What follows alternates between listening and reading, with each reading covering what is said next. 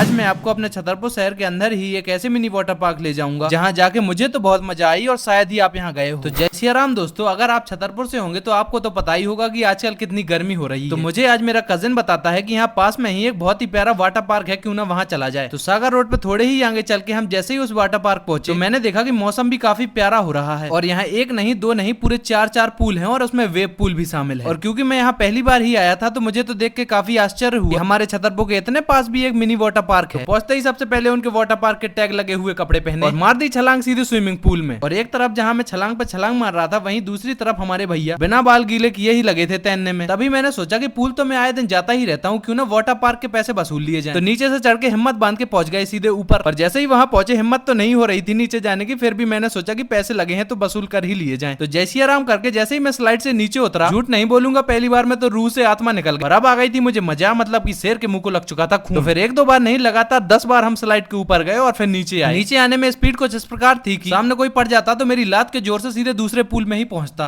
काफी देर स्लाइड से स्लाइड करने के बाद फालतू वीडियो के लिए कुछ भी अब अनाउंसमेंट हुई कि वेब पूल चालू होने वाला है, जो कि हर आधे घंटे में चालू होता है। तो पहुंच गए तीनों भाई सीधे वेब पूल में। ऊपर से देखने में तो ऐसा लग रहा था जैसे यमराज ने सारे पापियों को खोलते हुए पानी में डाल दिया हो, सारे उछल रहे हैं। पर ऐसा नहीं था भाइयों, लहरें इतनी तेज आ रही थी, अगर जान बचाने के लिए नाक कान में पानी भरने से बचाना हो तो बार बार उछलना ही पड़ रहा था, नहीं तो डूब ही जाओगे समझो। तो काफी देर वेब पूल में रहने के बाद और अपनी जान सुरक्षित पाने के बाद हम बाहर निकलना चाह रहे थे, पर लहरें इतनी तेज थी कि पूल में सीधा पैर टिकाना भी मुश्किल था। और जब पैर टिकाना मुश्किल हो गया तो हमने सोचा क्यों ना थोड़ा बैठ लिया जाए। और आज जम की सारी पावर निकल गई जब पानी ने ही पीछे ढकेल दिया। इसी वजह से रोते हुए छाते के साथ हमने भी थोड़ा रोया। पहुंचे इस रिमझिम बारिश में जिसका नाम मुझे नहीं पता, आप बताओ अगर पता हो तो। और अब इतनी देर फुल मस्ती करने के बाद अब हमारा शरीर रेस्ट मांग रहा था। तो वहीं पर ऋषभ भैया भी आए और हम सब मिलकर निकल गए वापस घर की ओर। व्लॉग अच्छा लगा हो तो फॉलो करके जरूर जाना। जय सिया राम, राधे राधे।